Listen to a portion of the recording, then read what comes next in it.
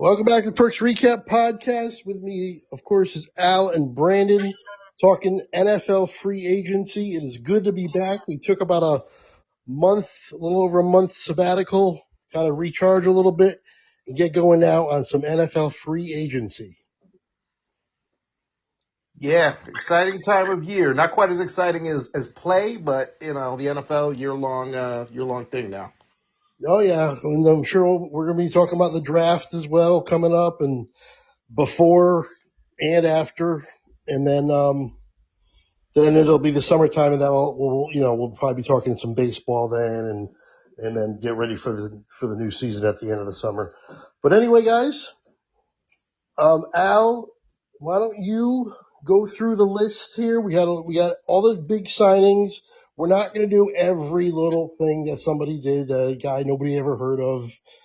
We're not going to go crazy with that. But all the good signings, the big signings, let's go through them. So Al, take over. All right, you got it, my man. Yeah, absolutely. So we're going to go alphabetical order right through the league, starting with the Arizona Cardinals. Probably the three most notable signings they did was they got a former Eagle guard, Isaac Seumalo, 3 years, $31 million. He's a very solid player. He was a solid player for the Eagles. He's been a little bouncing around the league in a good way since, and solid signing for them. Tyler Algier, who a lot of people know best from stealing carries in Atlanta for the last 3 seasons. And Kendrick Bourne, who was a receiver for the 49ers the last few years. Those are their 3 most significant signings, I would say. Nothing life-changing or life-altering, just a couple solid signings in my mind. Yeah, the thing is they haven't gotten a quarterback yet. I'm wondering what they're going to do there, because they're going to release Kyler Murray, right? Yeah, absolutely. I mean, by all accounts, it would be very surprising if that doesn't happen. It seems like that's a done deal.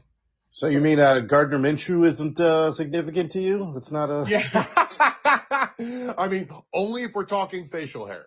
I mean, if they're gonna go in with either Gardner Minshew or Jacoby Brissett for the whole season, they're looking at another pretty bad year, I think, even with these signings. Yeah, and although I will say Jacoby Brissett played as well or better than Kyler Murray ever did for the Cardinals last year. This is true. But it's not somebody you're banking your franchise on. I'm with you 100% on that. So maybe the thing is they're planning on drafting a guy. Yeah, that could maybe Simpson. Yeah, very possibly. I mean, because what else are they going to? Are they going to go to Kirk Cousins? There's not a whole lot left out there at this point except Kyler Murray that is considered a starter. Yeah, the problem is somebody will sign Kirk Cousins. Yes, I don't think anybody's going to sign him as a starter. Maybe as competition. We'll see. Maybe I'm wrong. I don't know. But you're right. So he's definitely landing somewhere. At the very least, I think he's going to be competing or placeholding.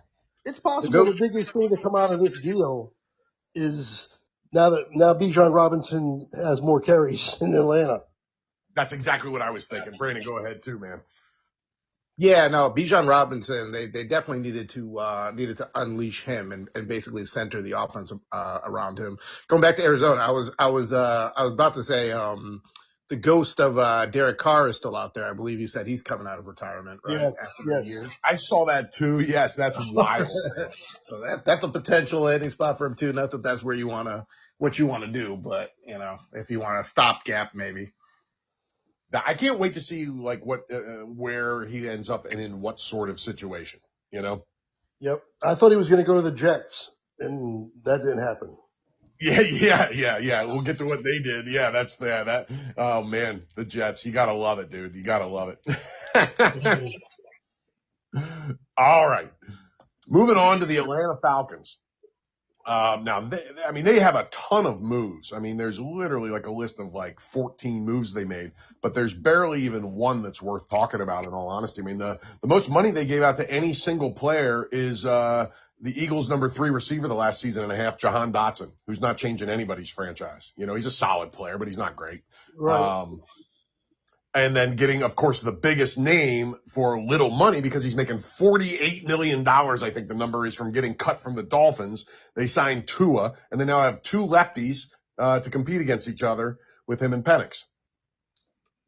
Right. Are they going to put Penix back on the bench again? I don't know what they're planning on doing with this because, I mean, listen, they signed Tua to a one-year deal, so it's not like they're bringing him in to be the franchise quarterback for sure. Right. That's what I mean. Maybe they want Penix to have another year. Yeah, I think this is Michael Penix might not be great insurance. That's how I'm looking at it. Yeah, I think they're looking at two things that aren't really sure deals. I mean, if Tua plays well, then maybe you can look at extending him after, but they're probably like, we need at least two guys here. Penix is always hurt and maybe might not be that good when he isn't hurt. And then Tua, who is another guy who's frequently hurt and really not that great when he's playing, at least recently. So, we have seen Tua have some success though in recent years, like more than Penix ever has. He was great at one point. He had a great season or two, but then it's been very up. It's funny because the second he got healthy, super healthy, he started being mediocre. There was all this greatness in between concussions, and then as soon as the concussion stopped, he got mediocre. I don't know what happened there. Yeah, kind of strange because he was pretty good for a little bit. Yeah, man, he looked like the next up and comer. And they also one of the few franchise tags they've got used this year was keeping Kyle Pitts. Yeah, that's smart move. That's a smart move. Yeah, he had a good year this year. Definitely. Yeah, but he was the second best tight end in the league this year after being a perennial disappointment for the first several years he was in the league. So good on him, man. Yeah. Get it out. No doubt. All right. Well, now we get to move on to a team that involves one of arguably the biggest story of free agency and the trades around it.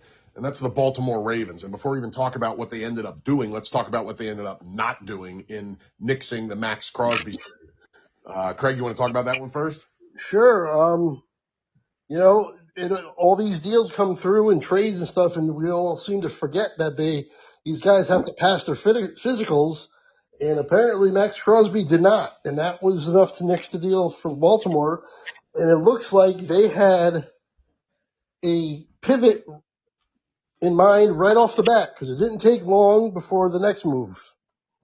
Yes, good old Trey Hendrickson, who, Craig, and now he was hurt this year and wasn't his self that he'd been the last couple of years, but I have been sounding the horn about Trey Hendrickson being the most underrated defensive player in football for years now. And I think him going to Baltimore, he's 31 years old, so he's getting up there, but the dude can still play, and this could be huge for Baltimore.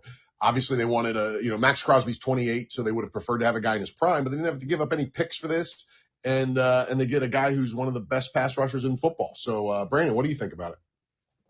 Yeah, to take away essentially one of your rivals' best players, one of their only good players on defense, really. Yeah. And to just add him to your team, I thought this was a good pivot by Baltimore. Their number one option didn't work, but I thought this was a perfectly fine backup option, maybe even better for the style of what they run. So I thought this was a great deal by the Ravens, and I think they're going to be in pole position again next year to be good in that division. Well, that's what I was thinking about. Like, how do you feel about Baltimore this coming year? I'm kind of up in the air. They're going to have a new coach, new system, but they still got quite a good, pretty good roster, and the defense was pretty bad at least early in the year, and now they're solidifying that, assuming they keep doing that through the draft. I'm very interested to see how they end up next season. I agree, man. Listen, under Harbaugh, they were never bad for long. You know what I mean? If they had a bad year, they would bounce right back, and they were very good most of the time. Even if they weren't contending for a Super Bowl, they were a good team. And I have a hard time believing with Lamar. If Lamar Jackson's healthy, I have a hard time believing they're going to stay down for long. So, and you bring in a guy like Hendrickson, man. I mean, that's going to get that defense, and their new coach Jesse Minter, who's known for defense. So this is I think they are ripe for an extremely quick turnaround, personally. That wouldn't surprise me one bit. Yeah. Right on. Okay. Well, let's move on and talk about another team that did some really, really interesting stuff, and that is the Buffalo Bills. Oh, by the way, the Ravens didn't have any other really signing of note except for John Simpson, a guard for 3 years, $30 million. Other than that, they did hardly anything. The Bills, man. First, and I didn't get much right this last season. I finished last in the standings in our picks and everything.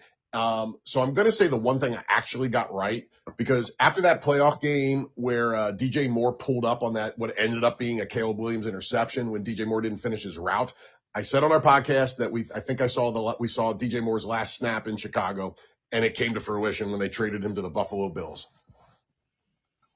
Yep. Yeah. No surprise there. Like you said, you nailed it, but it's not a surprise. And the fact that he's got Josh Allen throwing him the ball now, maybe that'll, at least get him to finish his friggin' routes. But if he does, he's a talented receiver and definitely should be better than almost anybody Josh Allen has had for quite a few years, probably since Diggs was there. Yeah, that's why I get it. To me, this everything screamed panic trade. Like before anything happened, they were like, we got to get us a guy. But I completely understand it because that is what they had to do. The Bills knew they had to get a receiver that was at least decent in here. Not that any of the other guys weren't decent, but they needed a guy, So I think they did a good job in securing that, and I liked some of the other moves they made as well. Yeah, let's hit them too. And the only negative I've heard people talking about with Buffalo doing that trade is that some people think they overpaid. They gave up a second rounder, which, by the way, helped boost the receiver market in trades for other teams. But I don't think it's unreasonable because it was a huge need, and DJ Moore's been a very good receiver for a while. He had his worst year last year, but he's been good for a long time. So I think he'll have a rebirth in Buffalo. The biggest thing they did otherwise, and it's a nice one, is they signed Bradley Chubb to a nice big contract, 3 years, 43.5, $29 million guaranteed, and they signed cornerback D. Alford. They retained a few guys. Dawson Knox, who seems always perennially underused in Buffalo to me, decided to stay for another 3 years of getting underused. And they kept their really good center, Connor McGovern. So, Brandon, you want to talk about the Bills moves first? Yeah, that's kind of what I was getting at. I think they just hit a couple positions of need. They got Bradley Chubb, and then they got DJ Moore on the offensive side, and then maintaining, some of their centerpieces with McGovern. And I agree with you, Al. I feel like Dawson Knox is perennially underused. But if you don't have great receivers, what do? You run multiple tight end sets with a few guys. So seems like that's their offensive plan. Maybe that changes a little bit with DJ Moore in there, but having both Kincaid and Knox to me is a good good method to win some games. Yeah, Craig? Yeah, I totally agree. I think Buffalo's back. I can tell you right now, it looks to me like they are, everybody here is a little bit, at least questioning the Patriots. And I would say that right now, in my mind, I'm thinking Buffalo is going to win that division again now. It wouldn't surprise me. I mean, listen, New England is not getting that schedule again, so they are going to be tougher right off the bat. It's going to be a much tougher road for them. I think they're a very good team. They're set up for a while, but yes, I think we're going to have a fun. I think we're going to have a fun Bills versus Patriots few years coming. Yeah, I agree. I just think with these moves so far, I think Buffalo might have, and like I said, in my mind, just kind of overtaking them now in my thought process in terms of like thinking who's going to win that division. But, there's still a long way to go. Injuries, the draft. So we'll see. But right now, that's how I'm feeling. Yeah, I get that. I wouldn't argue it. Yeah, absolutely. Absolutely. Okay. All right. So where does that take us? Oh, okay. So talk about a team that spent some money and picked up a couple really good players and improved their defense, and in the process depleted my team, the Eagles, for those who don't know. The Carolina Panthers. They signed Jalen Phillips, who was the edge rusher on the market this year. He got 4 years, $120 million. They also got Devin Lloyd, the linebacker from the Jaguars, former first-round pick. And boy, did they change their team also by signing Kenny Pickett. The first two are the ones that matter. If you guys don't mind, I want to just talk about the Eagles end of this real quick, and then I'll toss it off to you guys. This is a really interesting one. A lot of Eagles fans and media are just livid and devastated about the Eagles letting Jalen Phillips get away, but I have very mixed feelings about this. Jalen Phillips was a good player after the trade for the Eagles, but he was there for 8 games and he had 2 sacks. He has been in the league for 6 seasons, and the most sacks he's ever had in a single season is 8.5. And that dude just got $120 million. Now, maybe he's primed for a breakout, but he came off a 5-sack season between the Dolphins and the Eagles, and he just got $120 million for 4 seasons. I wouldn't have paid that to keep him in Philly if I was writing the checks. What do you guys think about that move? Well, I do like the move. You were a lot more complimentary of Phillips last year when the Eagles had him. Well, that was when he had 2 sacks after his first 2 games in Philly. Okay, yeah, because you didn't hear me talking about him much down the stretch. Like he's arrived, and then it didn't feel that way after that. Yeah, find a mention on our pod for the last 5 weeks of Jalen Phillips from me. Yep. But anyway, I still think it's a good signing. And as for the money, that's the market. I mean, for these guys, that's the market. And everybody always thinks they can unlock more potential in everybody. So they're probably thinking that as well. He'll be better with us. And yeah, that money does not surprise me one bit. Does it seem like a situation where Carolina needed some playmakers, and I feel like I could see Carolina's method more than like he's a better player for Carolina or more needed in Carolina than he is in Philadelphia. So I understand the move because not all these free agents are going to come to Carolina, and they're shoring up their defense with Jalen and Devin Lloyd coming in. Lloyd, who I think over the last year and some change has really kind of changed his career and his trajectory. So I think having the 2 of those guys and, along with what they're sort of building as a younger team, even though, Jalen's not as younger anymore, but I think it's a good move for Carolina, but I'm also with you, Al. I don't think it was a terrible move by the Eagles either. Yeah, I kind of agree with that. And here's the thing. If that dude never gets more than 8.5 sacks, and now, by the way, his 8.5 sack season was his rookie year. That was 5 years ago, and he's had a max of 7 since then. And he just made a fortune. So they are paying on potential. And I saw that potential in Philly, and I also saw him do nothing for 5 weeks in a row after that. So I'm really interested by this, and I'm going to be watching real closely to see what he does over those 4 years because, the over-under on sacks for him now is about 7 a season, So is that going to be worth it in the end? If they don't get double digits out of him during the time of that contract, they grossly overpaid. So I can't wait to see where that one lands. I think it also depends too on pressures, not just sacks. He might, I don't know the numbers obviously, but maybe he had a high number of pressures, and it's not as important obviously, but it still matters. And maybe he had a high number of pressures. Maybe that's something we should look up. Maybe I'll try to see if I can find it. That's like the discussion we had out during the season with Carter on the Giants. It's like everyone's saying he has 100 pressures, but it never really led to sacks. Totally, man. Yeah, it's a very interesting conversation, that pressure thing, and they don't mean nothing, but they don't mean a quarter as much as sacks. So I'm really interested, and he did have a very good pressure rate. He was, according to my quick search, he was 5th. His pressure rate was 5th highest among edge defenders, 9th in the NFL in total pressures. That's not bad. That's pretty good. Mm-hmm. No, it's pretty good. Yeah. But he only got to the quarterback 5 times, which stinks. So it's the truth of his play is somewhere in between. Yep. Agreed. Yeah, because I don't think Brandon, as a Giant fan, is going to be happy if Abdul Carter ends his tenure with the Giants, leading the league in pressures every year and getting 4 sacks. You know what I mean? Yeah, sooner or later you have to get some results. It is somewhat team based because it's like, do you have a bunch of good other rushers that you're helping get to the quarterback? Because you're pressuring him and making a move. Yeah.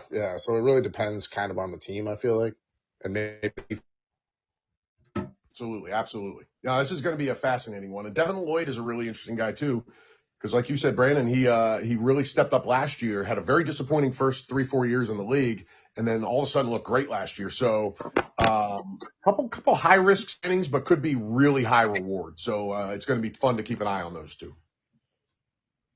Yeah, for sure. Yep. All right. Moving on to the Bears. I'm going to reset my phone here because it keeps falling. Give me one sec. Tell me if you guys can hear me. Is that okay? Can you hear me all right? Yep, gotcha. Cool.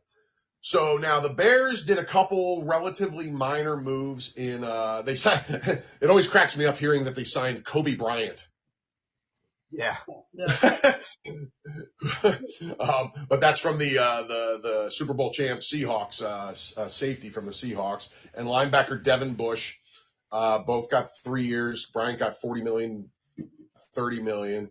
And they got wide receiver Khalif Raymond from the Lions, so they stole a nice special teamer from a rival. Other than that, nothing too major. Yeah, I think just the Kobe Bryant move is probably the biggest one in coming, with the championship pedigree now. So other than that, yeah, I agree. Right on, Brandon? Yeah, kind of status quo, kind of keeping what they have and hopefully build with a younger team. They also had the center they traded for, or I can't remember if they traded or signed him, but he retired at 27 years old. Did you guys see that? Yes, I did see that. It's crazy. That's wild, man. Yeah, and he was a good player. So they got depleted by retirement. So that's an interesting one. Other than that, not a whole lot to get into with the Bears. The draft is going to be huge for them because they were a team on the rise, and they did a couple little solid things, but nothing too mind-blowing. So it's going to be interesting to see where that all lands. Interestingly enough, as we move on to the Cincinnati Bengals, they actually spent some money on defense this year, which is, now they watched Hendrickson walk, but they replaced him with Boye Mafe for 3 years, $60 million, and safety Brian Cook for 3 years, $42.5 million. So very interesting moves there to me. What do you guys think about that? Brandon, you want to take it first this time? Yeah, I like them focusing on the defense. We already know what they have on offense. One of the most explosive units in the league in general. Either side of the ball. Boye, I think that's a good move. As well as Brian Cook. You just need playmakers on defense, and they had to sign somebody, especially after letting Hendrickson walk. So I like both moves, and I think it's a good starting foundation. Now we'll see if they continue that in the draft, which I feel like that's the key, is getting some of these young draft picks to pop on the defensive side of the ball. So, but I like what they did. Yeah, I do too. They needed the defensive help for sure. They got to keep addressing it. They got to hit it hard with the draft as well, I think. But if they can get any kind of defense, kind of like my own team, if we can get any kind of defense to go along with the offenses that we have, that could be very dangerous for the rest of the league. Yeah, agreed. Because we know they are offensively out of control in a good way, and their defense is always. They're certainly in the top 2 or 3 of teams likely to lose games 35-38. Yep. All right. Same division. Moving on to the Cleveland Browns. Now they really tried to upgrade their offensive line. We'll see how it works out, but they got guard Zion Johnson for 3 years, $49.5 million. The Packers released their starting center Elgton Jenkins, and they scooped him up in a hurry. 2 years, $24 million. Got a linebacker Quincy Wilson for 2 years, $17 million, and they traded for guard tackle Titus Howard. So, they're really trying to upgrade that offensive line in Cleveland. Craig, take it first this time. Yeah, well, they got to do something, right? They got to start somewhere. If they're trying to, focus on the offensive line, that's a good place to start. You always build out. You start within and build out. You got to do the offensive and defensive lines first before you really can start, expanding and going out. But this is still a team that's not going to be very good. And what is their quarterback situation? Does anybody know? Oh, I couldn't wait to talk about this, and then Brandon jump in. They are actually talking about letting Deshaun Watson compete for this job again. I can't believe it. We talked about this. somewhere along the way, I remember, and my thoughts were, I don't think we're ever going to see him on the field again. They're talking about him competing with Shedeur Sanders and possibly the other guy whose name I'm blanking on, the third round pick last year. Thank you. So he's actually working out with the intention of competing for the starting job this year, which I cannot freaking believe. Brandon, go ahead. Yeah, I'm with you. I thought he was going to be essentially out of the league or exiled. But if he's going to be allowed to compete and you're the Browns, I guess you might as well throw a competition with everybody you have and see if anybody can add any sort of juice to this team at all. I think it's good what they did. They added a few offensive linemen, right? You want to stabilize that front for whoever's going to be back there, make it easier for them to operate. But just based on what they did in free agency, it just doesn't look like they're going to be any good next year. and what they already had, it just doesn't inspire too much confidence. But they did kind of do some of the things that they needed to do to start moving in that direction of building a young foundation. Yeah, I agree. Craig, you have anything more to say about the Browns? Nah, I think you guys summed it up pretty well. Right on, man. Very cool. Okay. Well, now, should we say our teams till the end, or do you want to hit them in alphabetical order? We can hit them. That's fine. Okay, cool. Well, that brings us to your team, my man, and the Dallas Cowboys. Now, they're they had a trade and one big significant signing. They traded for Rashawn Gary, gave up a fourth-round pick for him, varying accounts on how good of a trade that was for them. But he's an interesting guy. And then the big signing was Jalen Thompson, the safety, for 3 years, $33 million. Go ahead and talk about your team, my man. Well, I mean, it's like Cincinnati. Got to address the defense. Yeah, no doubt. And I expect them to hit the defense hard as well in the draft. And they're making small little signings as well that no one even kind of realizes. By the way, they've restructured because they were $18 million over the cap to start. They've restructured Dak, Kenny Clark, CeeDee Lamb, Tyler Smith, and Terrence Steele. And that's how they're able to make any signings because they restructured all those guys. Yeah, and let me interject real quick because this is a lesson for all the listeners out there that haven't figured this out yet. When you hear reports during a football season, like during last season, that the Cowboys or the Eagles or the Giants or whoever you're hearing about is in cap hell or they're $47 million over the cap, it doesn't mean jack squat. This is why the Eagles never have cap issues because they always restructure things and they get it done. It is astonishing the amount of restructured contracts you see come through the bottom line during the first days of free agency. It is contracts, some of the best players in the NFL, every quarterback on almost every team restructures their contract. All of a sudden the team has $30 million more cap space. So keep that in mind because those numbers don't mean squat, and the media reports it like it's a real thing, which bothers me. So continue, please. Yeah, like I said, they signed Otto Agbayani, which is Agbania from the Chargers on the defensive line. They've been making little moves like that, but it's all defense. So that's what I'm happy about is that they know what they need and they're addressing it. I like the Rashawn Gary one quite a bit. He's a solid guy. He's nothing spectacular, but he's solid, I think. And then of course the what's his name? I already forgot his name. Jalen Thompson? Yes, thank you, Thompson. Who's I think is above average of safety. I think he's like you said, so far he's been the biggest signing. They were in contract negotiations with Hendrickson, I know. They were in on Crosby. I don't know if now it seems like the Raiders are going to keep Crosby and he wants to stay. So I don't know what's going on there with that. But, they also signed Sam Howell. I was going to bring that up. Yes. I don't even know. Is Joe Milton gone? I haven't heard anything on that. I don't know why. Yeah, I feel like the hype just died down after how he performed that last season. Yeah. But I don't think they're done. But I think it's just going to be minor stuff from here on out, and then the draft, and we'll see. like I said, just get me a mid-tier defense. Be ranked 17th. Just don't be ranked 32nd again, and don't be giving up 30 points a game. Well, some of the moves I think that were kind of almost underrated, Craig, are on the other side of the ball too, because they needed defense, obviously.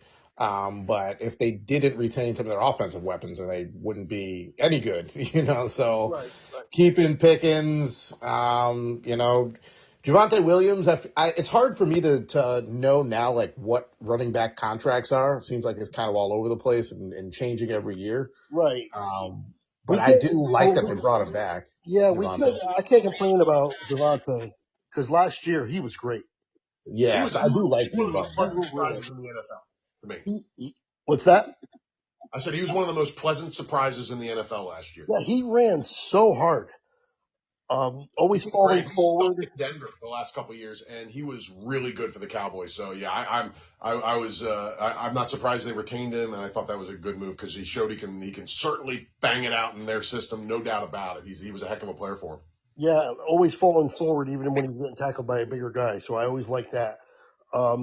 But yeah, so we'll see. Defense. That's all it is this entire offseason. And I'm glad to see they're addressing it somewhat, but they're not being reckless and, giving up 2 first-round picks for players and stuff, for Crosby or whatever. Right on. And Oh, sorry, Brandon, go ahead. No. So I was just gonna say, and I never thought that this was going to actually happen, but there was some talk about maybe Brandon Arbery being on the move. I know he wasn't like the best last year. I think they're going to let him go. But I mean, he's got a tender. So are they really they're not going to match the offer sheet? You don't think if another team offers him? Well, apparently they offered him, I think, $6 million, which would have made him the highest paid kicker, and he wants $10 million. Wow, they might actually let him go though. Yeah. He said, I want 10 million. So if somebody offers him 10 million, they're going to let him go. I don't think anybody's offered any kicker $10 million. I thought from the outside looking in, and maybe maybe you just nixed that in for me, Craig, because you know more about the Cowboys than I do. But from the outside looking in, I thought that was a slick way of holding on to one of the best kickers in the league. Yeah, and maybe it won't work out that way. Maybe nobody will offer it to him. But if anybody offers him even probably 8, I don't know if they'll match that. They offered him 6, whatever the number is to make him the highest paid kicker. That's what they offered him. I think it was 6. But he wants 10. That's way off. That's not even close. No. So if the highest paid kicker is 6 and somebody comes along and offers him 8, he might not. The Cowboys probably won't match it. Yeah, Kaime Fairbairn is currently for the Texans is currently the highest paid kicker, $6.5 million. There you go. So a little over 6. And the transition tender that they gave him only pays him just under $6 million. So they could have him just for this year for that number. And I'd be very surprised. People don't do that for position players, give up second round draft picks on the rarely used transition tag, let alone doing it for a kicker. So I'll be very surprised if anybody makes him an offer for that. Right. And if they don't, then we will gladly take one of the best kickers in the league back on our squad for sure. No doubt. I thought that was a good move on their part. So cool. All right. Moving on to the Denver Broncos. Now, Denver didn't do much of note. I mean, they have not signed a free agent yet. They've only they brought back J.K. Dobbins and Alex Singleton, 2 good players. They re-signed one of their linebackers, Stranad, and tight end Adam Troutman. But, I mean, we're talking they've done nothing to add to their team. They've only retained guys. So I don't know what to say about Denver guys. Brandon, you want to take Denver first? Yeah, I mean, you hit it, Al. I'm looking at their moves. Look, they had one of the best defenses in the league, and they weren't terrible on offense, so it makes sense. But yeah, they didn't really, that they re-signed their guys, but yeah, they didn't really do much of note to me. Yeah, they are building through the draft, plain and simple. And boy, if any team in the league, I mean, there's a couple teams that are really hurting that receiver, and Denver is one of them. They need to upgrade that position somehow this offseason. So keep your eyes on that draft, I guess. Or, I mean, they could still listen. There's still some decent receivers out there. You still got some wily vets in Debo and who's the guy that New England last year. Stephon Diggs. Yeah, it wouldn't surprise me if he went to Denver. Yeah, so there's guys out there that can still help a team, but nobody that's going to change a franchise at this point. But there wasn't anybody like that in free agency anyway once the Cowboys franchised George Pickens, you know? Yep. I would, if they keep restructuring, maybe they can actually sign Pickens before the season. I would definitely hope like that. I don't think they want to go into the season with George Pickens on a franchise tag, man. It would benefit them greatly to get that done. So yeah, I'm with you. He might cause a problem. Yeah, yeah. He seemed to be so good last year there. Although I've heard reports about him not showing up for meetings and stuff. But at least on the field, he wasn't causing issues. So they got the best out of him, and if they keep that, I don't see any reason they wouldn't want him long term with the way he played. Yeah. I mean, him and CD, that's got to be top 2 or 3 duo in the whole league. Maybe top. Right there. It's a real good conversation, and I wouldn't argue against them being the top. You know, I would. There's 2 or 3 teams like you said in that conversation, and boy, that's a mean combo right there.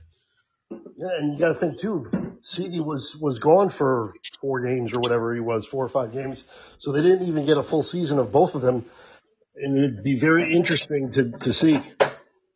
Well, and from a non-Cowboy fan perspective, that actually makes it more interesting to me because Pickens had that monster season because he went crazy in that 4-game stretch. How happy is he going to be if he only has 70 catches this year and CD has 98? You know what I mean? Right. Well, I'm just real curious. I don't know if he wants to be a number 2 anyway. That's another part of these whole negotiations, another aspect of it. He's not going to be the number 1. Yeah, absolutely. So, I can't wait to see how that turns out. It could be a devastating combo, or we could be talking about serious chemistry issues 6 weeks into the season. I can't wait to find out. I mean, it's going to be really interesting to see. But they're great players, so it's worth the risk 1,000%. All right, moving on to Detroit. Detroit has not done much. They signed one of the best names in football, who's not one of the best players, Rock Ya-Sin, at cornerback.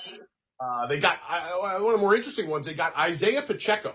We'll talk about one member of their backfield leaving here eventually, but they got Isaiah Pacheco to be the number 2 running back, which I found. I want to see Isaiah Pacheco in Detroit's backfield. I think that could be really fun. Yeah. He's not nearly as big and bruising as Montgomery, though, right? He's not that kind of. He's kind of more like the style of Gibbs, isn't he? Kind of, yeah. But with less pass catching ability. Right. I mean, Gibbs is more the guy than he was with Montgomery. He's more the guy now. I don't think Pacheco is going to do as much as Montgomery did, and I think Gibbs will be asked to do more, which is a good thing. No, I completely agree. I always love Pacheco, the way he looks like he's trying to reach through the center of the earth every time his feet hit the ground. You know, yeah. I mean, he pounds the turf as hard as any running back I've ever seen with the way he runs.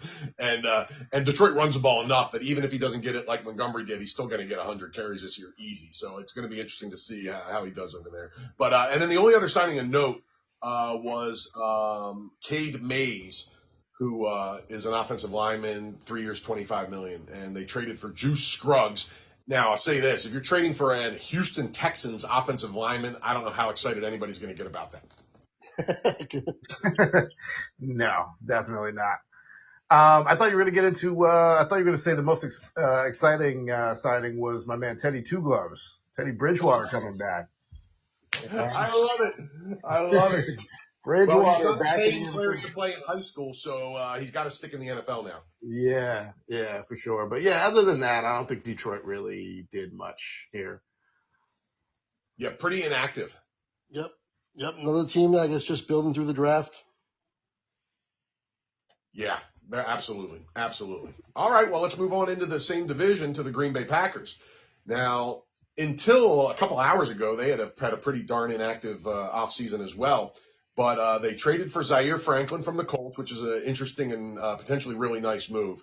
And then they signed Javon Hargrave, who has become a bit of a forgotten man, but I have not forgotten what Javon Hargrave did in Philly a few years ago. He ended up signing a massive contract with the 49ers. Played there, I think it ended up being 2 years. Let me make sure I'm right about that. Yeah, 2 years. But the last year he played in Philly in 2022, he had 11 sacks. He goes to San Francisco, has 7 sacks. Then the next season he got hurt. Then last season he came back and had 3.5 sacks, but had a nice, that annual value thing that Pro Football Reference uses. He had a 9 in, which is really good. So, he's contributing in ways. He's 32 years old, but he can still play. So this could be a nice signing for them under the radar. And let me just see if there's anything else of note there to talk about. Benjamin St-Juste, cornerback for 2 years, $10 million. And the only other thing they did was sign Sky Moore, which nobody's getting excited about anywhere, anytime. No, I didn't even have that on my sheet, which goes to show you. Yeah. He didn't even make the sheet on some website. Yeah, he didn't make it. I like what they did. Javon Hargrave, as you said, not a new player or whatever, but he still, I think, can be very effective. Zaire Franklin, I think that's a good deal. Packers already had a decent defense, so to me, just improving on what is already kind of a strength and continuing to me be a dominant team, or a really good team, at least in the North there. So I liked it. I agree, Craig. Yeah, Green Bay's not going anywhere. Even these teams in this division, who I think as a division as a whole didn't do a whole lot. But it just means that they're all, they're all still going to be just as good. This is going to be a really good division, and it's one of the most competitive divisions in the entire league, year in and year out. And there's no sign of it changing this year. I completely agree, man. I mean, there was no, like, even the Vikings ended up 8-9. You know what I mean? When it looked like they were going to be in contention for a top 5 draft pick at one point last season, they dug their way back to 8-9. So, Yep. And they were, I mean, I'm going to be picking them last in the division this year, but they're still good. They're a solid team. And then the other 3 teams, I'm going to have a hard time not putting in the playoffs, So, I think, in fact, I probably will put all of them in the playoffs. So, super competitive division. Nobody's going hog wild in free agency. It's going to be, I can't wait to see when we do our preview episode eventually down in August or whatever, where we all end up between Green Bay, Chicago, and Detroit in our standings. Yeah, it's gonna be crazy. There's a case to be made for all 3 of them. 100%. And Craig, you and I both put him in the Super Bowl, I think, right? I know I did, and I'm pretty sure you did too when we did our way too early prediction at the end of the season. I think I put Chicago in. Yeah, that's what I said. Yeah, or maybe I'm sorry if I meant to say it if I didn't. Oh, okay. Yeah. Well, like I said, we have to see how it goes in terms of, the draft, and we got a long way to go with injuries and all that stuff. But yeah, I really like Chicago for next year for sure. But this whole division is going to be real competitive. No doubt. Awesome. All right. Well, moving on to the Houston Texans. Speaking of interesting moves, they have, for the team that had one of the worst offensive lines in football last year, they have traded and or released 3 of their 5 starters. Okay. So what their plan is on the offensive line in that town, I cannot figure out, man. CJ Stroud must just he's going to go bald before he's 25 years old. It's insane. Well, maybe they're just getting rid of the bad players. Yes, but are they bringing in good players? Because the only offensive lineman they signed after getting rid of those guys is Braden Smith to a 2-year, $20 million contract, who is in nobody's top 20 at the position. So, if they go heavy in the draft, I guess, and maybe they'll fill in some spaces along the way in the rest of free agency. But right now, there is no clear plan in place. And we've been talking about this, Craig, for 2 full seasons now. You know what I mean? And it is astonishing to me that they just keep floundering away on this offensive line. And then I just also want to throw in, and then we'll toss it to you guys, the 2 big moves are David Montgomery trade. We talked about him leaving the Lions. This is why he's gone. He was traded to the Texans, and boy, get him on your fantasy teams. The lack of offensive line is going to stink a little bit for him, but he's good enough to overcome it. And He is a bruiser, man, and I can't wait to see him. Joe Mixon is getting released. I don't know if they made it official yet, but by all accounts, he's getting released. So it is his backfield, and he's going to be one of the few bell cows in the league, I think, next year. You know what I mean? That's going to be really exciting. And then a really good player got sniped from my Eagles, Reed Blankenship, the safety, 3-year, $7.75 million contract. I love Reed. He's a heck of a solid player. He's not probably a top 5 safety in the league, but he's not far off. And he's a good, solid player that's going to make any team a little better. So, Brandon, you want to take this one first? Yeah. You kind of hit it, Al. I like the Reed signing, and I do like getting Montgomery as well, but I'm kind of with you. It's like you knew that your weakness was offensive line, and you signed one offensive lineman, and you retained 2. Those are good moves, but you already had maybe the best defense in the league. I definitely love, compounding or doing more for a strength, but maybe you would consider getting one of the best guards on the market or something like that. It's kind of an interesting approach that they have. I like Montgomery in this backfield. I like Woody Marks as well, but I think he's more of a receiving back. And I just think he's okay, but I agree it's going to be David Montgomery's his backfield. So I'm with you. It's incredibly interesting to see what they're going to do in the draft. Obviously, hopefully they go after offensive linemen, but I don't think they're picking the highest. So it'll be really interesting to see how what they do. And also bringing back Danielle Hunter, obviously, was, just an extension, but that was big too. Huge. Craig? Yeah, I agree with everything you guys are saying. The David Montgomery outbreak is coming. No doubt about it. It definitely is. And Woody Marks is going to be, I think, more like a third down back. He can catch balls, right? Yeah, absolutely. In not full time last year, he had 36 targets for 24 catches. Yeah. I think he's going to be more of a third down back. But the outbreak is coming, and it's going to help C.J. Stroud hopefully make better decisions, and maybe even help because Montgomery can block pretty well for a running back out of the backfield too. So I think he's just a perfect signing for them. Perfect. I completely agree, man. I was there's been a million moves, and this was before obviously the Monday when things went really nuts, but there was a lot of other moves. I didn't text you about any of them, but that one I was like, man, that's, especially being a fantasy guy, that one was like, whoa, this is moving the needle big time, Yeah, and I'm not surprised they're doubling down on the defense. That's what teams do. They find a strength, and they don't want to jeopardize that in any way, shape, or form. They want to keep it strong. I mean, I talk about this all the time with the Cowboys. They have a good offensive line, and what do you do in the first round? They draft another offensive lineman. Yeah. The Texans might want to take a page out of the Cowboys book for at least a year or two. Get that thing right. Right. They should probably change that, but that's what they're doing. They're doing it on defense. They're just doubling down on defense. And I guess they're going to just do the best they can piecing that line together. But I don't think getting rid of some of the starters is that big of a deal because, like you said, they were terrible. So you might as well bring in a new crop of guys and maybe you get hit on a couple. Yeah, the only problem, and I'm with you, Craig, except this is exactly what they did last year, and they sucked again.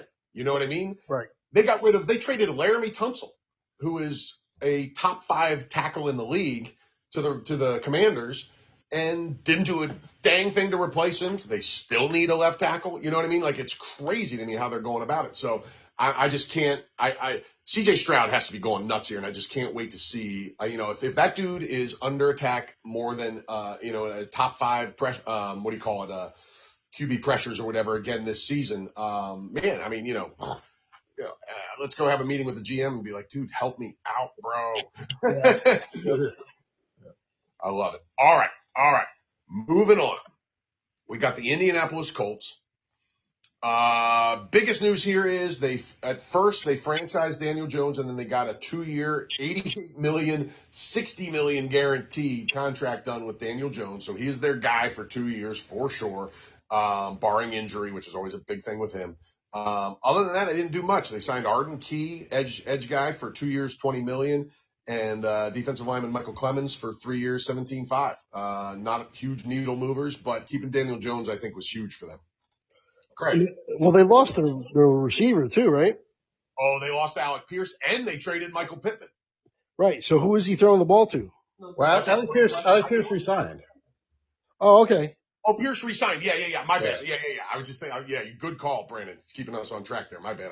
I knew he signed, and he signed a monster deal. Yes, that's right. Did he sign like a $20 million a year or something? Yeah, just under 4 years, $116 million. That's crazy. Yeah. I like Alec Pierce, but this is kind of like the Jalen Phillips signing of offense. You are paying for untapped potential with both guys. That's $30 million a year. That's over 30. Yeah, I that's to me a little rich for him, and I heard it in a lot of circles how much people were valuing him on this offseason. I know it's one of the only young receivers really that became available, but still, to me, that's pretty. That's too pretty much. crazy. He has not proven enough to get that deal. But I did hear that. Sorry, God. No, go ahead. No, but I did hear that Alec Pierce really wanted to play with Daniel Jones again. So wondering how much those two were tied together, sort of. Yeah. Does Daniel Jones have pictures to blackmail people with? Legends at the bank.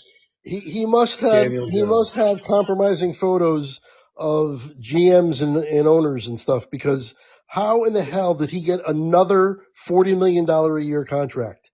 I don't get it. So even if you take away the fact that or even if you you use the fact that he was really good last year for a while, he was never, I don't think any Giants fans thought he was absolutely terrible. We didn't like what he was doing to the franchise, sort of, but it was never that he didn't have talent, but part of his whole story is the fact that he was always hurt. Right. So a guy coming off of an Achilles, you're giving $60 million guaranteed. Yeah, and don't forget, the Giants gave him $40 million a year too after that playoff win, the one playoff win he has. After that year, they gave him $40 million a year. Yeah, that was a bad decision. I could at least understand where that one's coming from, but the Colts, you guys don't have you don't have film on this dude. You haven't seen his injuries. What I mean, how does he get another $40 million a year contract? That's crazy. Mind blowing, absolutely mind blowing. It's astonishing. They gave almost $40 million a year. Or what was the math? What did the math end up being? Just under $30 million a year for Alec Pierce, right? Something like that. Yeah. The most receptions he's had in a 4-year NFL career is 47. Yeah. Come on. Now he's led the league. I will say, if we want to be positive about Alec Pierce for a second, he's led the league in yards per catch 2 seasons in a row at 22.3 and 21.3 yards per catch. When you have 47 catches and go over 1,000 yards, that is pretty impressive. Well, it's not. Yeah, that contract. Yeah, Daniel Jones throws a good deep ball too. He's a good deep ball thrower. Absolutely. So if we want to be positive about Alec Pierce, he's now heading into his age 26 season, and he's led the league in yards per catch 2 years in a row. But there's a lot of ifs, ands, and buts on that. And Daniel Jones, I mean, the over-under on Daniel Jones any given year, and the Colts saw it up close and personal last year when they were, what were they, 8-1, and then they missed the playoffs after Jones goes out. So, they saw it. It was right there in their building, and they still gave him $40 million a year. So they'll probably obviously have blinders on for the second half and just thinking 8-1. Mm-hmm. Yeah, that's it. They're like, we saw it. We could get it for a whole year. Well, we can fix him. We can make it all year. That's the mindset. I can't wait to see what happens with this in the long run, because my guess is it ends up costing it's Shane Steichen, right? Their coach. My guess is it ends up costing him his job. Yep. All right. Moving on to a team that has done absolute bupkis, and that is Jacksonville Jaguars. The extent of what they've done is lose Travis Etienne and replace him with Chris Rodriguez Jr. I like actually Chris Rodriguez. I don't think that's that big of a loss. But they haven't done anything else of note, so it's not enough. Obviously, they didn't have enough last year, and they're another team with a pretty good defense, and they're building through the draft. Not much to say. Yeah, Brandon. Yeah, I don't have much to say. They need a running back. They need a running back. But yeah, I don't think they really did too much. Yeah, I mean, yeah, I think we can move on pretty quickly from Jacksonville because that is it, bro. They retained a couple guys and they signed a guy listen. The most interesting thing about them right now is that they might move BTJ. It seems like. There's a lot of talk about that. I get the talk. I don't. It's hard to tell sometimes because a lot of this trade talk comes from reporters. Like, okay, give you an example of a complete horse crap report. The Eagles retained Jordan Davis. They extended him for 3 years. And the day that happened, all of a sudden, Jalen Carter trade rumors are out there, right? Now, the fact the Eagles trading Jalen Carter at this point in his career at 24, I think 24 or 25 years old, a guy entering his prime who's already been a monster. They're not going to trade him any more than Jeffrey Lurie is going to sell the team tomorrow for $1 million. You know what I mean? So I can't figure out if those Brian Thomas reports are because he had a down year last year or if it's real. Because if it's real, I am interested. Yeah, it's true. All right. Okay, now we get to one of the more fun signings of the whole offseason. I'm not sure how much the Kansas City Chiefs have improved their team overall because they haven't done a whole lot. But boy, I can't wait to see Kenneth Walker in that offense. 3 years, $45 million. They also signed safety Alohi Gilman, 3 years, $24 million. By the way, that barely makes up for losing 3/4 of their secondary, by the way, because they traded it's not here. It must be in the team they traded him to, the Rams. But they traded what's his name? McDuffie. Thank you. To the Rams. And we're gonna have fun talking about the Rams when we get to them. Holy crap! But so what do you guys think of this? Kenneth Walker with the Chiefs. They finally have a stud again for the first time in quite some time, and they brought back Kelsey and Tyquan Thornton. Who wants to go first, Brandon? Yeah, I was gonna bring up the point that you brought up, Al, about the secondary and how I'm not sure if they actually improved their team, but man, did they need Kenneth Walker? That is like the perfect signing, I feel like, for them. We talked about it a lot in the end of that season. Just the fact that they haven't had any playmakers really, especially at the running back position of late. And I think Kenneth Walker is exactly the kind of guy that they need. Physical runner still, but also kind of has some explosive plays in him as well. So I think Patrick Mahomes definitely needed that, and I think the Chiefs offense definitely needed that. So a good signing by the Chiefs. Agreed. Craig. Yeah, Kenneth Walker. I mean, he's got speed and power. One of the best in the league, coming off a Super Bowl MVP, and cashed in, and he's got a chance to be on another winner because it looks like Kansas City's trying to reload and restock and get back to where they were. Obviously, like you said, you're not sure about what's going on with the secondary. I don't like, I still don't think they're back fully, but this definitely helps. Yeah, I agree with everything you guys said.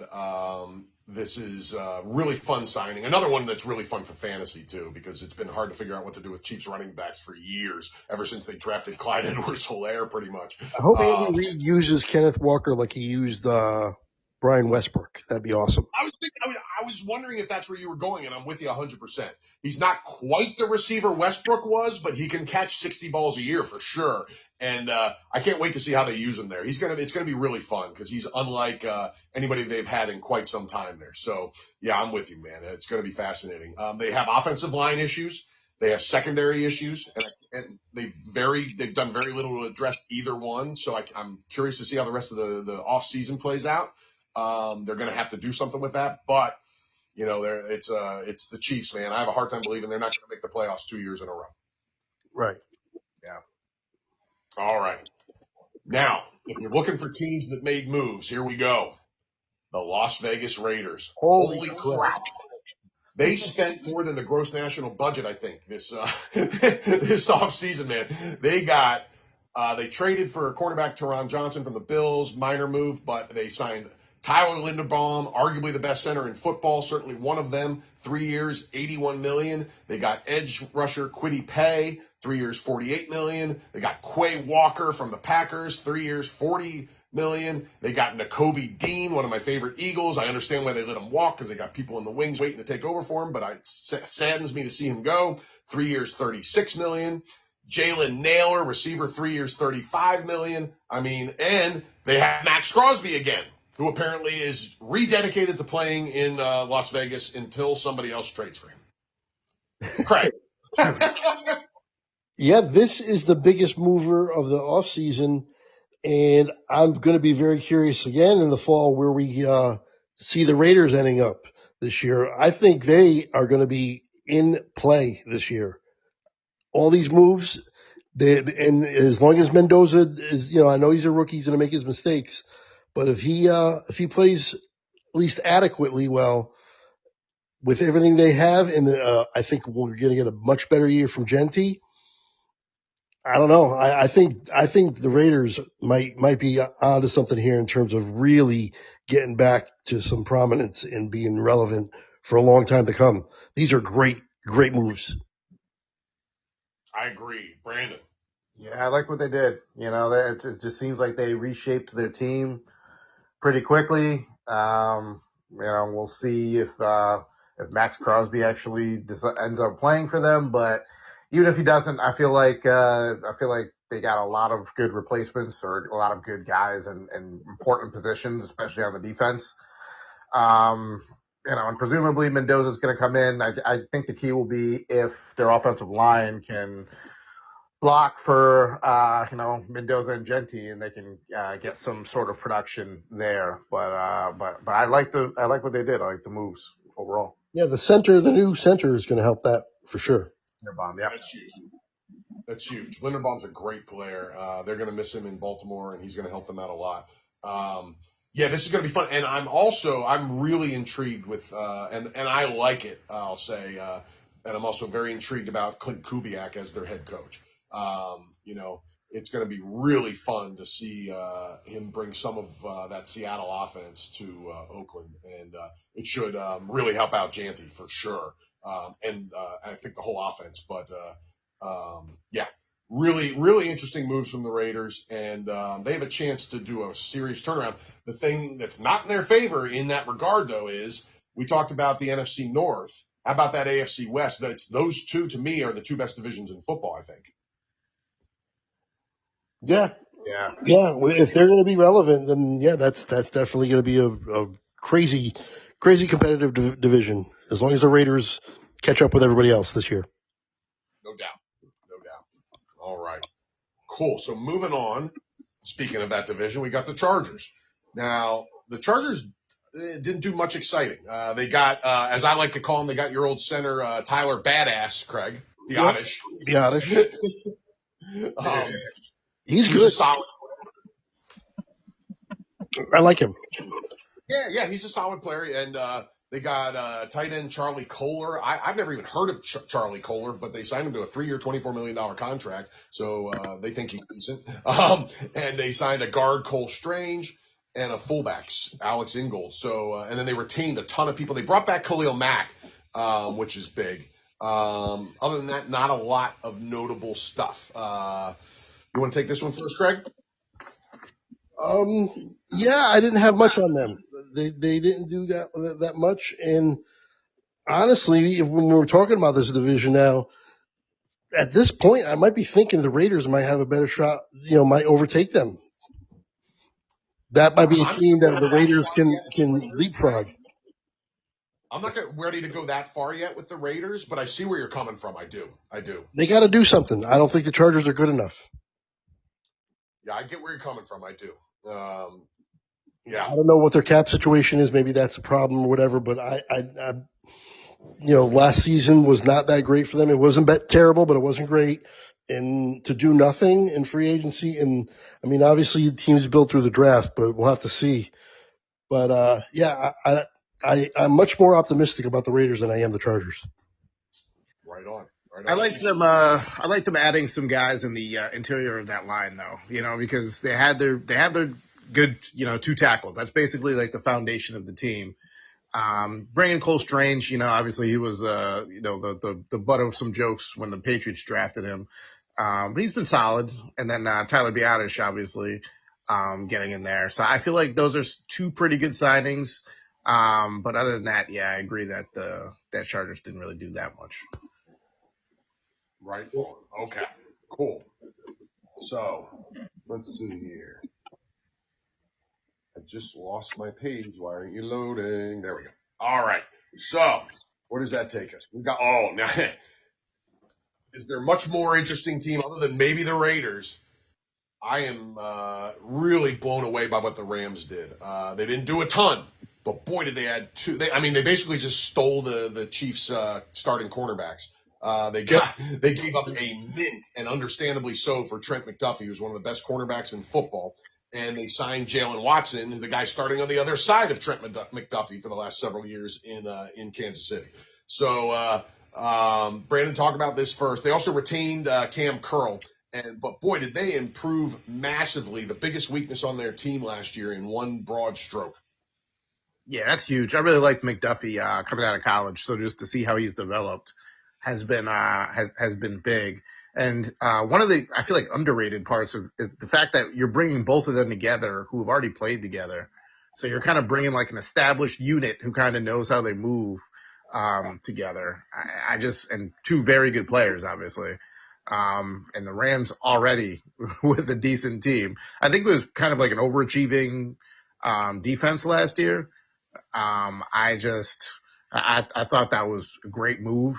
To bring both of them back and also re-signing Higbee. I always just kind of feel like he's a little bit underrated, so it was cool to bring him back as well. Right on, Craig. Yeah, the McDuffie signing is huge. I think you're going to see the Rams again at the top of people's projections for the Super Bowl again. The offense is pretty much intact, and now you're going to make the defense that much better with two starting caliber and a way above average starting caliber corners added to the team. The defense was okay, but might turn it into good or even better. That's a good team. That team just got better, and they're going to be dangerous. Yeah, I completely agree, guys. The Rams, to me, they addressed their specific weakness as well as any team in the offseason so far with those two guys. With a team that people thought was going to go to the Super Bowl. Absolutely. Yeah. Their defense was a top 5 defense or top 7 defense early in the season last year, and it just went to crap as the season went on. This is going to prevent that from happening, I think, this year. And if their defense is top 10, they're going to be killing people.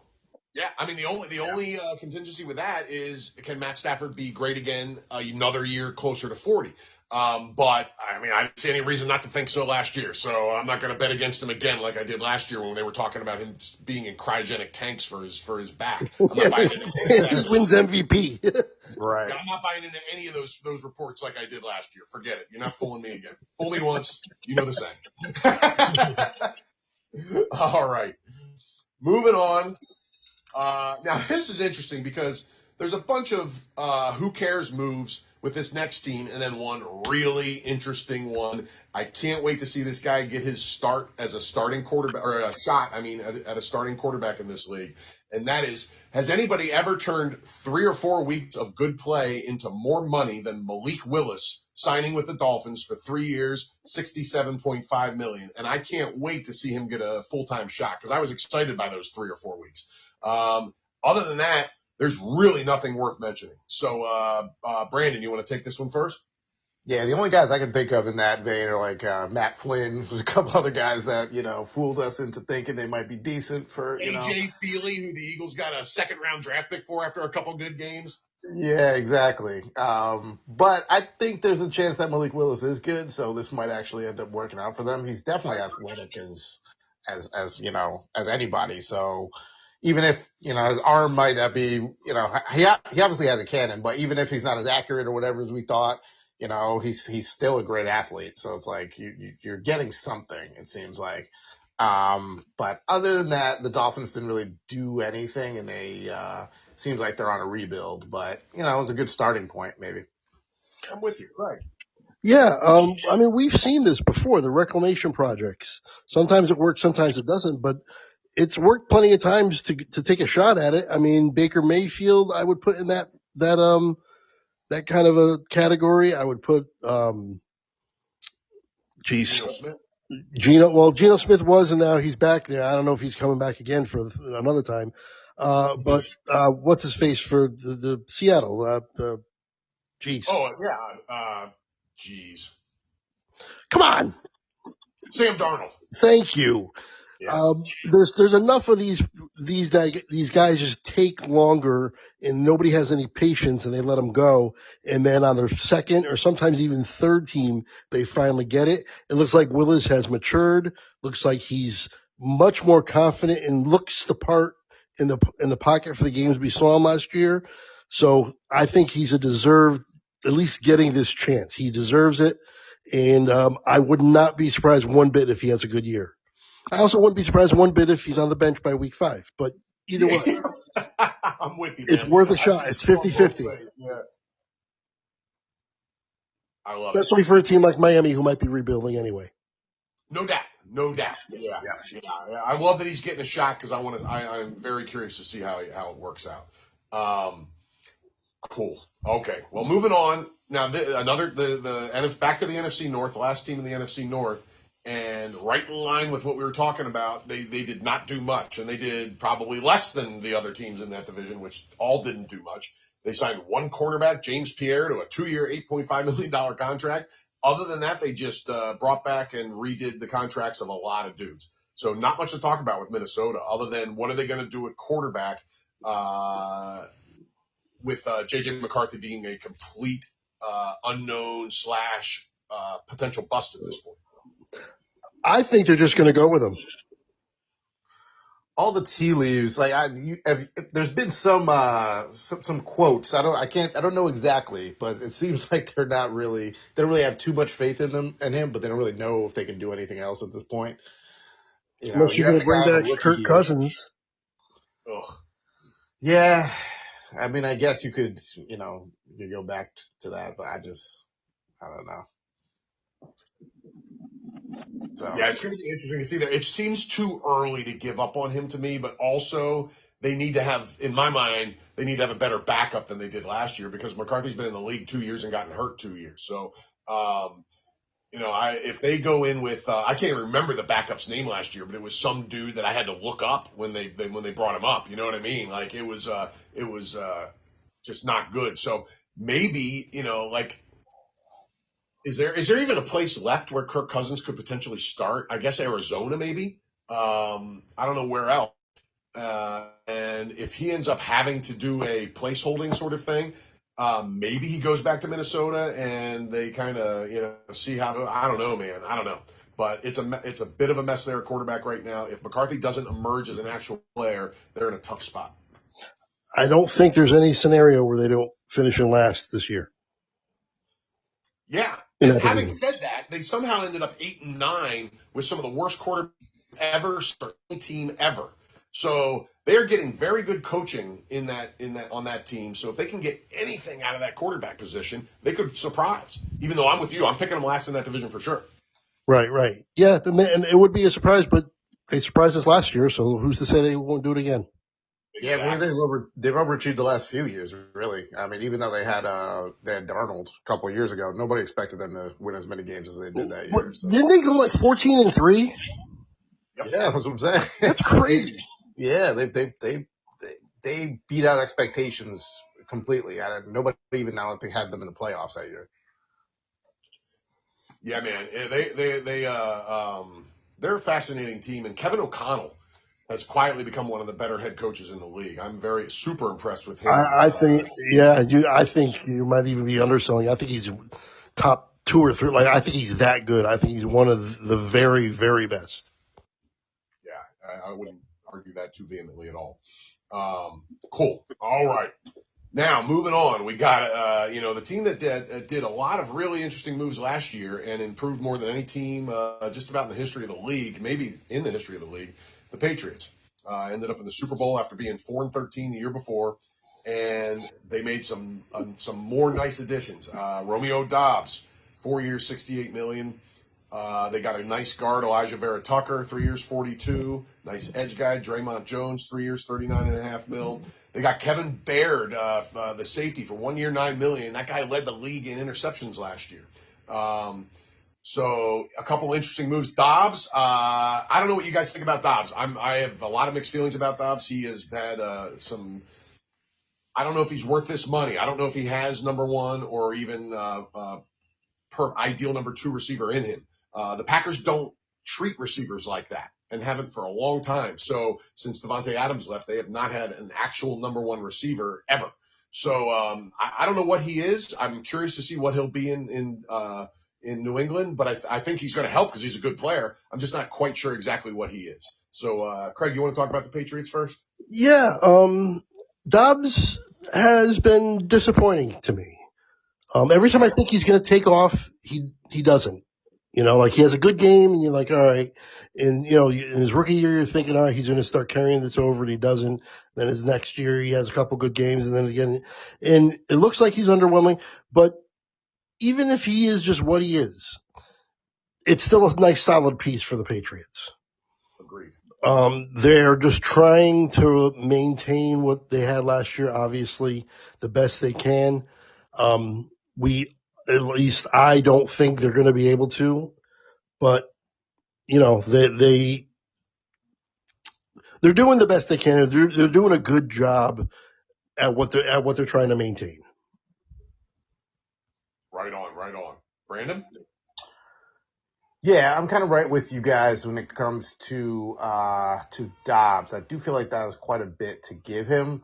But I get why they did it. The Patriots, kind of like the Bills, are another team that needed a playmaker, even though their receivers are better. Booty and some of the guys are good, but then Stephon Diggs leaves. But yeah, I feel like we think about him and kind of all the guys on the Packers just as like really good, and some are better than others, but we kind of just look at them as like a unit. So it's hard to really tell which, how good Dobbs is. So I'm with you on that, Al. I do like Vera Tucker as well. He has been hurt quite a bit, but that's a piece that the Patriots needed, and Draymond Jones was a good piece as well. So I think overall they kind of did what they needed to do. We'll see if it ends up paying off for them, as they're going to have we said before, they're going to have a tougher schedule this year. No doubt. Yeah, they're a fascinating team. I think predictions are going to be varied for them this year. I can't wait to see what actually happens. Okay, moving on.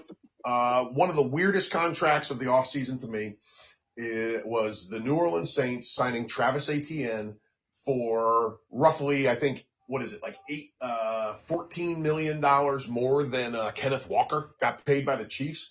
I've always liked Etienne, but I can't believe how much he got paid. So very interesting signing to me. They signed a nice guard, David Edwards, 4 years, $61 million. The ATN numbers, by the way, are 4 years, $52 million. That is a massive contract for a running back anymore. They signed Caden Ellis, a linebacker, for 3 years, $33 million. And Noah Fant, if you care about underachieving tight ends. Yeah. The ETN contract. We talked about it before. He in the beginning of the year, he almost lost his job. Yeah. So for him to get that kind of, he was better by the time that the year, he was did have over. a good year, yes, but yeah, you're right. Also, yeah. So that is a little bit puzzling. Maybe they felt like, because I don't know, has Kamara signed anywhere yet? I know they talked about getting rid of him, but he's still on the Saints, pending. We'll see. Yeah, so they probably needed the next guy. I don't know if I would have paid the next guy 4 years and $52 million when you have the team you have, but yeah, they're starting to rebuild sort of around their new quarterback Shah, who was great last year. Yeah, he was. Yeah. So decent move. Yeah, Craig, take it. Yeah, next season for them just kind of depends on Shark more than anything. But Etienne will help for sure. Because Kamara's getting a little long in the tooth. He did not have a great year last year, and now you could pair him with Etienne he had a really nice backfield. And we'll see what else they do. And, New Orleans, I don't think they're in a position to make a big jump up in the standings or anything yet. But they could possibly be on their way. They could, making these moves little by little and through the draft and everything else. And I do think, what's his face, Kellen Moore is a good coach, and he's cutting his teeth too. But I like what they did. I kind He of definitely knows how to use a running back, Craig. That's for sure. Let's not forget he was the offensive coordinator for the Eagles when what's his face? Boy, I stink with who's my running back? Saquon Barkley. Thank you. I'm getting old. Well, he was the OC in Dallas with Ezekiel Elliott too. Exactly, man. I mean, he has led some unbelievable rushing offenses. So, keep your eyes on ATN next year, man. He could really have a monster year because Alvin Kamara is about over the cliff, and I love him, and he's been good for a long time, but he looked old. He started really looking old for the first time last year. Yep. Yeah, I agree. All right. Well, I'll lay this out a little bit, and then Brandon, go to town because we are on your team, the New York Giants. The biggest ones for sure were Tremaine Edmonds, who got released by the Bears, 3 years, $36 million. I've liked him a lot personally. Isaiah Likely, Harbaugh brings him over from Baltimore. The number there is a little astonishing. 3 years, $40 million, but the dude has showed some serious potential at times in his career, even though he had a down year last year. So I think he's a good player waiting to break out, but we'll see. You had Craig Newsome, 1 year, $8 million deal. He's an okay player. They brought Patrick Ricard because Harbaugh needs his fullback, which I totally get. And he's arguably the best in the league. And other than that, they just retained, how do you say it? Illuminor? Illuminor, yeah. Yeah. So at least they didn't lose something to their finally at least average offensive line last year. Yeah. Brandon, take it from there. Tell us what you think about your guys' off season so far. I liked it a lot more before I just saw that they re-signed Evan Neal somehow. Oh no! But that's a low risk deal. I'm sure if he doesn't pan out for whatever the 1 year minimum deal he'll be out of the league next year. Yeah, Al, you kind of set it up. I probably am not as excited as some Giants fans. Craig and I were just talking about it kind of before we started. They're talking division. They're talking division. That's a little strong. I'm not saying that they won't be, decent, but what I do think they're doing, Alan, you kind of hit on it, is Harbaugh is kind of reshaping the team for what he prioritizes and what he wants. Wandale is gone to the Tennessee New York Giants. We'll get to them. Took all the Giants players. So yeah, Wandale's gone, and he brings in Isaiah Likely because they're going to run more, 2 tight end sets. We've seen that a lot in Baltimore. Obviously they had Zay Flowers who kind of came up, but mostly they haven't really had like that really good receiver. They've been running more 2 tight end stuff with like Mark Andrews and Isaiah Likely. Like you said, bringing in Patrick Ricard, being like, okay, we need to run the ball more. The Giants definitely needed to re-sign Jermaine Illuminor. He was, he's not the best tackle in the league, but he was solid. He gets a bit too many penalties for my liking, but he's definitely solid. And someone where as long as he's not hurt, Andrew Thomas can be on your left, Jermaine Illuminor can be on your right. So that was really good. Tremaine Edmonds, that's another one where it's like, him versus Bobby Okereke, who's better? I don't really know. Obviously they cut Okereke, but they got some cap savings from that, and Edmonds maybe, can get you a little bit of that coverage. Giants can never cover tight ends, so maybe he'll help a little bit in that That's his thing. That's his thing. Yep. Yeah, so maybe that'll help them in that way, and then get a few cornerback signings. So I think in the draft they'll probably go maybe with a couple offensive line pieces, maybe a wide receiver too. But I think it's decent because of how Harbaugh's building the team. Right on. What do you think about the Giants, Greg? I hate this. They're going to be good. I think I like all their moves way too much. And the fact that Harbaugh's there, he's reshaping the team, he's bringing in guys from the Ravens. Even the punter, who was an all-pro punter, the Giants were one of the worst punting teams in the league last year. They bring him in, possibly the best punter in the league, if not top 2 or 3. And everything, as long as they stay healthy, I can't see how they're not markedly improved.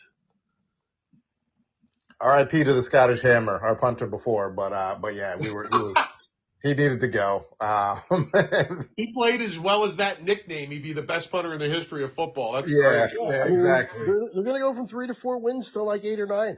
I think they're going to make a big jump. The gap in the NFC East between team to team now, I think, is razor thin with all 4 teams. Even the Giants, the Eagles, I think is razor thin. Yeah, I'm not as high. I'm more with Brandon on that. I'm not as high on the Giants as you are, Craig, but I get where you're coming from. Yeah, I mean, if they have health, I can't see them not being at least solid. Yeah, it's going to be really interesting now, and health is a massive question with that team. So but I'll tell you what, man, I even as an Eagle fan, I'm looking forward to seeing Scattaboo behind Patrick Ricard. I mean, that is a lot of dude coming at you, man. Like, that is unbelievable. Give Scattaboo a fullback to run behind? Holy crap, man. Yeah, they're going to run the ball a lot, and they're going to run an I formation. It's going to be, the Giants fans, some of them are, every year they think they're going to be better than they really are. And of course they're saying division. I'm not saying division. I'm just thinking very competitive, and their season's not going to be over by Halloween like normal, or even Thanksgiving. I love it. Yeah, no, listen, I can see that argument a lot. And I'm not sure where the rest of the offseason is going to have to play out before I really think hard about where I'm going to put them. But right now they're probably ahead of Washington to me, which certainly wasn't the case last year, and somewhere between 6 and 8 wins maybe. So, I'm not that far off from where you are, even right now. Yeah. Last thing too, don't forget, they've got a nice high draft pick, and they could be adding a receiver. They could be adding another impact player. I mean, top 5 draft pick is going to, should in theory help immediately. Yeah. Let's see. I can't wait to see what they do. If I was them, it would be offensive line, no matter what. But we'll see. Even so, then that could help too. Whatever they get should be a big help. 100%. Mm-hmm. All right. Anything else about your team, Brandon? No, that's it. You guys basically hit it. Right on. Very cool. Okay. All right, guys, we got to do it's part 2. We're going to have to do a part 2. Oh, yeah. I didn't even realize it. All right. Yeah, go ahead and do the sign off, and we'll get back to it, Craig. Yeah. All right. So, we went long, as not surprising, because these things take time, these pods, especially when we're trying to go over every move. So we're just going to sign off real quick, get right back on it. So look for part 2. It'll be out the same time as part 1.